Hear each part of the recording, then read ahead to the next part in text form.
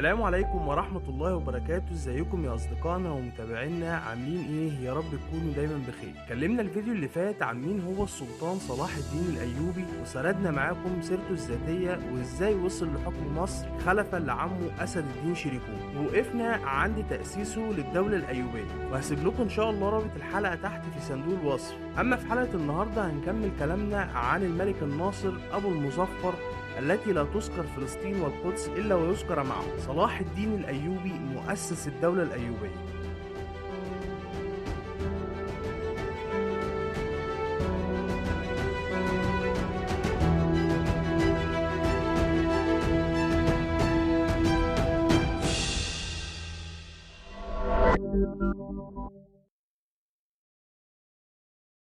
لما كان صلاح الدين بيعزز أركان دولته في مصر وبيبني جيشه وبيبني الحصون، كانت عناية الله عز وجل وتدبيره تحيط وتسير أقدار صلاح الدين الأيوبي. وفي الفترة دي كان السلطان نور الدين محمود سلطان ومعلم صلاح الدين قد توفاه الله وانتقل إلى جوار ربه. فالمشكلة الأساسية هي ورثة نور الدين محمود اللي اصطدم بيها صلاح الدين الأيوبي، لأنه كما ذكرنا في الحلقة السابقة إنه كان ممثل للسلطان نور الدين خاصة وللدولة الزنكية عامة.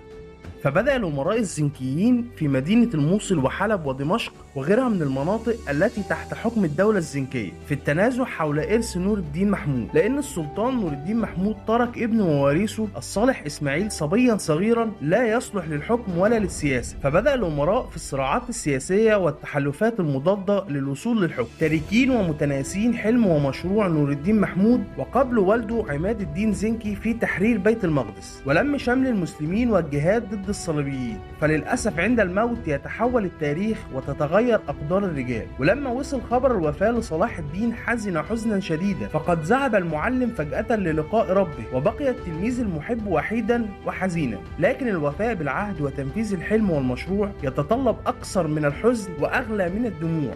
ففي الموصل استغل سيف الدين غازي الثاني اللي كان حاكم الموصل وقتها وفاة عمه نور الدين محمود زنكي، وضم إلى أملاكه قلعة الرهن وغيرها من المدن.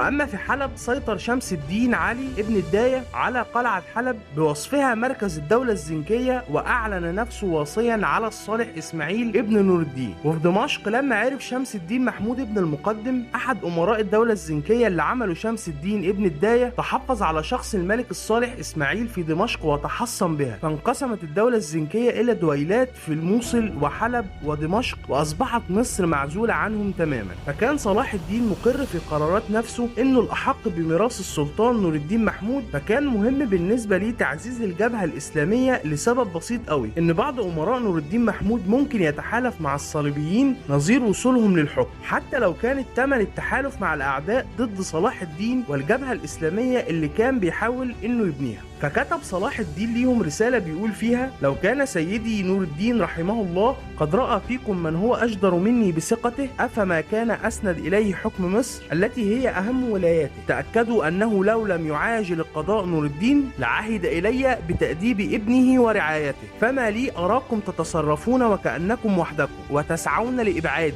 غير أني آت قريبا وسوف يعاقب كل منكم عن إساءته. فكان صلاح الدين عنده ميزة إنه كان حازم في أي قرارات مصيرية، وده اللي هنلمسه في كلامنا عنه. فلما وصلهم الرسالة أخذوا الصالح إسماعيل وهربوا إلى حلب، ومن القاهرة انطلق صلاح الدين إلى دمشق. وهنا نسأل نفسنا سؤال: اشمعنى راح صلاح الدين إلى دمشق أو الشام بوجه عام لتكون مركز ليه في الجهاد ضد الصليبيين، مع إنه كان ممكن ما يروحش الشام ويفضل في مصر؟ وكده كده هو بيعزز في أركان دولته، وإن موت نور الدين كان لصالحه ويعلن استقلاله عن الدولة الزنكية. في الحقيقة إن في سببين لإجابة السؤال ده: إن كان صلاح الدين يريد المضي في تنفيذ حلم ومشروع معلمه نور الدين محمود. أما السبب الثاني إن بتوليه الحكم هيضمن حاجتين مهمين جدا: إنه يمنع تفرق وشتات المسلمين وفض النزاع والفتن بينهم، وإنه يوحد الصف للجهاد ضد الصليبيين ويستغل الطاقة البشرية الموجودة في الموصل وحلب ودمشق، وبالطبيعي مصر لأنها تحت حكمه. فلما وصل صلاح الدين لدمشق رحب أهل دمشق بيه، لأنه ما كانش في قرار صلاح الدين إنه الأحق بورث نور الدين، لا كمان الشعب كان شايف ده ومقر بيه.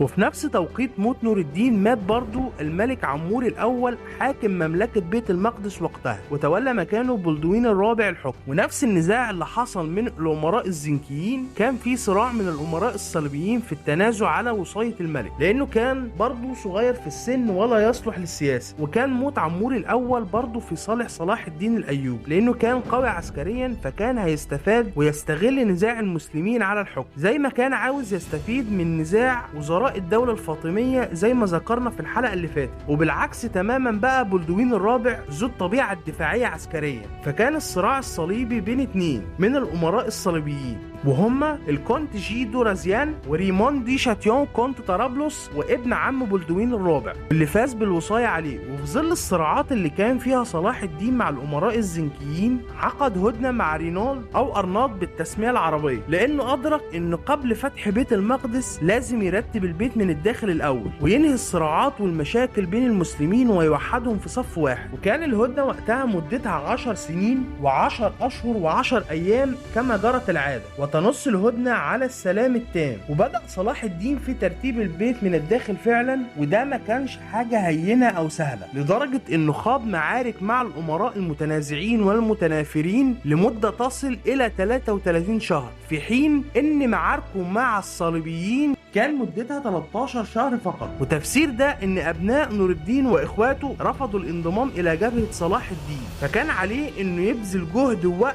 لاستعادة حلب اللي كانوا هربوا ليها. فبالفعل تحرك صلاح الدين من دمشق إلى حلب لمحاصرتها، لكن الأمراء الزنكيين كانوا اتفقوا مع جماعة الحشاشين للتخلص من صلاح الدين الأيوبي. ففي يوم من الأيام وهو فارض الحصار عليهم تسللوا إلى خيمة صلاح الدين ليلا، لكن عناية الله حفظت صلاح الدين. ومش دي المرة الوحيدة اللي حاول فيها جماعة الحشاشين اغتيال صلاح الدين. وانتهى الصراع بموت الصالح إسماعيل ابن نور الدين، وفتحت أبواب حلب ليدخلها صلاح الدين لتصبح مصر وبلاد الشام تحت حكم واحد بعد هذا الصراع. لكن المرة دي كانت تحت حكم صلاح الدين، وأعلنت قيام الدولة الأيوبية رسميا من خلال تأييد من الخليفة المستضيء بنور الله العباسي، ووسط تأييد من الشعب لصلاح الدين. فأصبح مع صلاح الدين الشرعية بالحكم وتأييد المسلمين ليه. وما وصلش صلاح الدين للحكم بسهولة زي ما حكينا دلوقتي، لا بل كان في ملابسات وأحداث كتير حصلت. لو حابين نحكيها قولوا لنا في التعليقات تحت، ونعمل ان شاء الله سلسلة نتكلم فيها عن تأسيس الدول الإسلامية زي الدولة الزنكية والأيوبية والدولة المملوكية وغيرها من الدول المسلمة التي كانت تتبع الخلافة العباسية وقتها. وهنا صلاح الدين حقق إنجاز كبير، إنه من جندي في الدولة الزنكية إلى سلطان قدر يقنع المسلمين للعمل معاه والسيطرة عليهم وحثهم على الجهاد واسترداد بيت المقدس. فأصبح تحت إيد صلاح الدين موارد نهري دجلة والفرات ونهر النيل ونهر العاصي. والموارد هنا مش الأكل ولا التجارة، أقصد بالموارد هنا هي الموارد البشرية اللي بتسكن هذه البلاد. وصارت كلمة الجهاد والقدس كلمتان يرددهم جميع المسلمين والدعاة في دمشق والقاهرة وحلب والموصل وجميع المدن الإسلامية، ليعد الأمة ليوم عظيم وهو يوم التحرير. وده اللي هنتكلم عنه الحلقة اللي جاية إن شاء الله. فما تنسوش تدعمونا باللايك وتشتركوا في القناة، وعايزين نسمع رأيكم في الكومنتات. وأشوفكم بخير إن شاء الله في الحلقة اللي جاية من سلسلة قادة غيروا مجرى التاريخ. مع السلامة.